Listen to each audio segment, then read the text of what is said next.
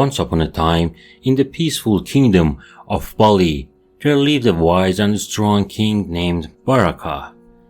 He was loved by his people and ruled with kindness and fairness.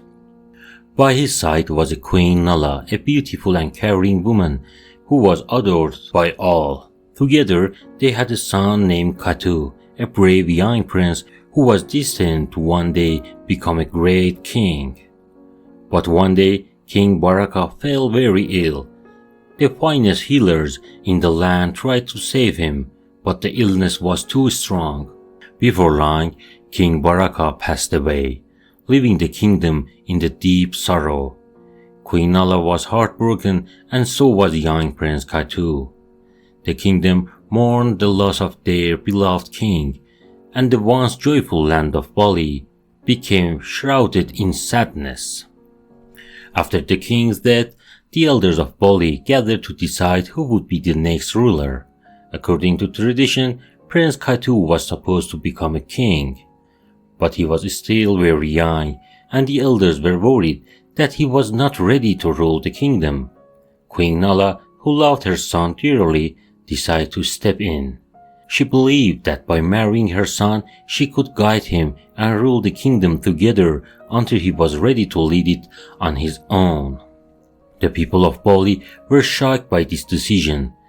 It was unheard of for a mother to marry her son, but Queen Nala was determined and disapproval of the elders. The wedding took place. From that day on, Queen Nala and Prince Kato ruled the kingdom together. But little did they know their marriage had angered the gods in the heavens above.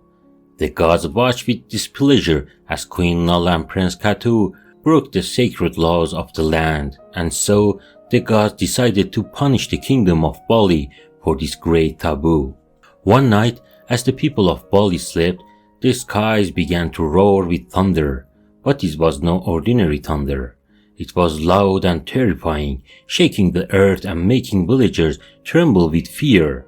Yet, despite the thunder, no rain fell from the sky. The earth shook violently, but there was no damage. The people of Mbali called this strange phenomenon silent thunder, for it was a thunder that brought no rain, an earthquake that felt no destruction. The day after day, night after night, the silent thunder continued. The people of Mbali grew more and more frightened. They could not sleep, they could not eat, they could not even work. Their once thriving kingdom began to fall apart.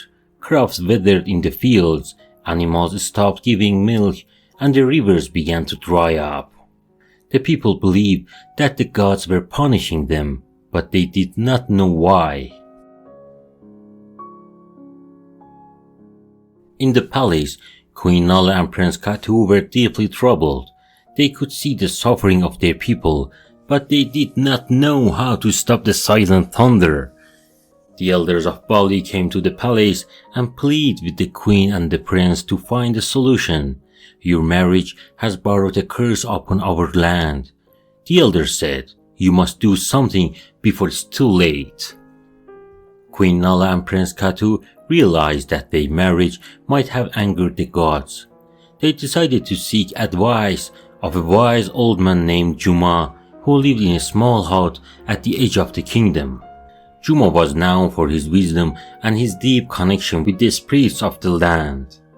When Queen Nala and Prince Kato arrived at Juma's hut, they found him sitting quietly by the fire. Wise Juma, Queen Nala began. Our kingdom is cursed with the silent thunder. The people are suffering, and we don't know what to do. We fear that our marriage has brought this curse upon us. Please tell us how we can save our kingdom. Juma looked at the queen and the prince with kind eyes. He could see the love that they had for their people and the guilt that felt for what had happened. The gods are indeed angry, Juma said in a gentle voice, but the curse can be lifted. You must make a journey to Sacred Mountain where the gods dwell. There you must offer a sacrifice to appease the gods. Only then will the silent thunder stop. Queen Nala and Prince Kato knew that the journey to the sacred mountain would be dangerous. The mountain was guarded by fierce creatures and the path was treacherous. But they also knew that they had no choice. They had to save their people, no matter the cost. Early the next morning, Queen Nala and the Prince Kato set out on their journey. They traveled through the thick forest and crossed raging rivers. The path was difficult, but they pressed on, knowing that the fate of their kingdom depended on them. Along the way, they encountered many dangers. Wild animals roared in the night and the wind howled through the trees. But Queen Nala and Prince Kato were determined. They held on to each other and kept moving forward. After many days of traveling, they finally reached the foot of the sacred mountain. The mountain was tall and steep, with dark clouds swirling around its peak. Queen Nala and Prince Kato knew that this was the home of the gods. They began to climb the mountain, their heart pounding with fear and determination. As they climbed higher, the air grew thin and the wind became colder. But they did not stop. They could hear the rumble of the silent thunder in the distance, growing louder and louder as they approached the summit. At last, they reached the top of the mountain, where they found a small altar made of stone. This was the place where they would make their sacrifices. Queen Nala and Prince Kato stood before the altar, their hearts heavy with the burden of their task. "We must offer something precious to gods," Queen Nala said softly. "Something that will show them our sincerity and our willingness to make things right." Prince Kato thought for a moment. Then he took off the royal crown that had once belonged to his father, King Baraka. "This crown has been our family for generations," Kato said. "It is the symbol of our kingdom and our legacy. I will offer it to gods as a sign of our repentance." With a great reverence, Prince Kato placed the crown on the altar. Queen Nala then took up her necklace, a beautiful piece of jewelry that King Baraka had given her on their wedding day. "This necklace, reminder of the love I shared with my husband," Nala said. "I will offer it to the gods as a sign of my sorrow for breaking their loves." Queen Nala placed the necklace beside the crown on the altar. Then together, she and Prince Kato knelt before the altar and prayed. They prayed for forgiveness, they prayed for their people, and they prayed for the curse to be lifted. As they prayed, the wind began to howl, and the sky grew darker. The silent thunder roared louder than ever, shaking the mountains to its core. But Queen Nala and Prince Kato did not waver. They continued to pray, their hearts full of hope and determination. Suddenly, there was a blinding flash of light, and the thunder stopped. The wind died down and the sky began to clear. Queen Nala and Prince Kato looked up and saw a figure standing before them. It was the god of thunder, tall and majestic, with eyes that glowed like lightning. "You have shown great courage and humility," the god of thunder said in a deep, powerful voice.